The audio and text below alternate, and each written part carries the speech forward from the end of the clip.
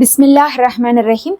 கண்ணியமிக்க சகோதர சகோதரிகளே, அல்லாஹ்வின் நல்லடியார்களே, அஸ்ஸலாமு அலைக்கும் வரஹ்மத்துல்லாஹி வரகாத்துஹு. அல்ஹம்துலில்லாஹ். அல்லாஹும்ம ஸல்லி அலா முஹம்மதின் வஅலா அலி முஹம்மதின் வபாரிக் வஸல்லிம். இன்னைக்கு நம்ம பார்த்தீங்கன்னா ஒரு சிறப்புக்குரிய துவாவை தான் பார்க்க போகிறோம். பலரும் நோயால் அவதிப்பட்டு கொண்டிருக்கிறாங்க.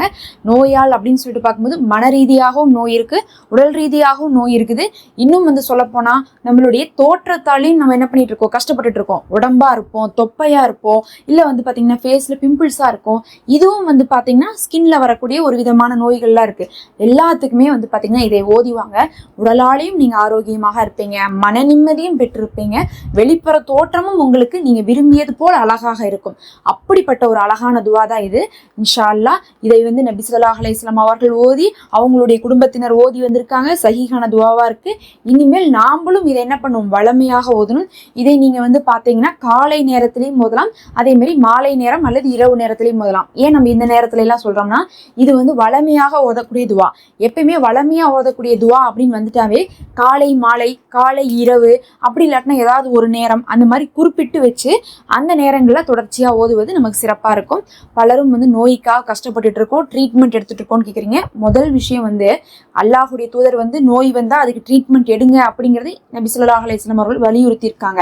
சிலர் பார்த்தீங்கன்னா நான் ட்ரீட்மெண்ட்லாம் எடுக்க மாட்டேன், நான் தொழுகுவேன் ஓதுவேன் அதுலேயே சரியா போயிடும் சொல்றாங்க.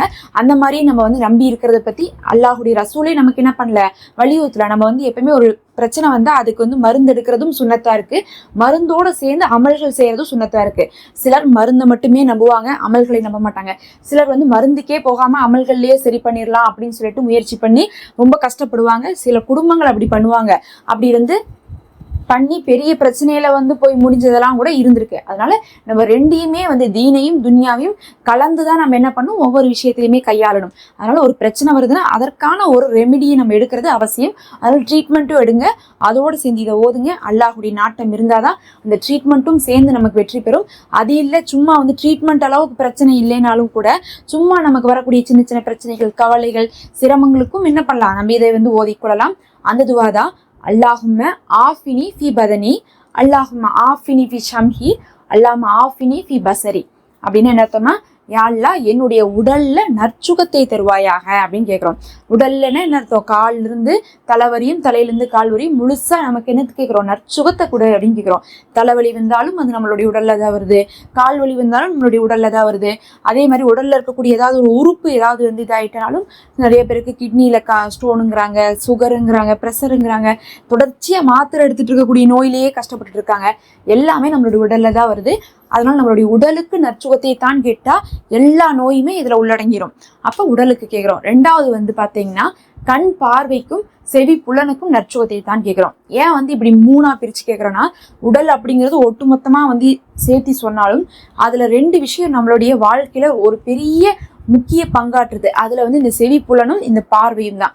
அதனால நம்ம நல்லதையே கேட்கணும், நல்லதையே பார்க்கணும். அதை வச்சுதான் நம்ம என்ன பண்றோம், வாழ்க்கையே நகர்த்தி கொண்டு இருக்கோம். அதனால இந்த செவி புலனும் கண் பார்வையும் நம்மளுடைய உடல்லேயே ஒரு இன்றியமையாத ஒரு விஷயமா இருக்கனால அதுலயும் நம்ம கேட்கிறோம். நிறைய பேருக்கு பாத்தீங்கன்னா வயசான என்ன பிரச்சனை வருது, காது கேட்கல, அதுக்கப்புறம் என்ன சொல்றாங்க, கண்ணு தெரியல, இதுதான் சொல்றாங்க. சின்ன வயசுல இருந்தே இன்னைக்கு காது கேட்க முடியாத, கண்ணு தெரியாத பிரச்சனை கொண்டே இருக்கு. அதிகமானவங்க பாத்தீங்கன்னா கண்ணாடி போடுறாங்க, கண்ணாடியை கழட்டிட்டா ஒண்ணுமே தெரியாதுங்கிற அளவுக்கு இருந்துட்டு இருக்காங்க.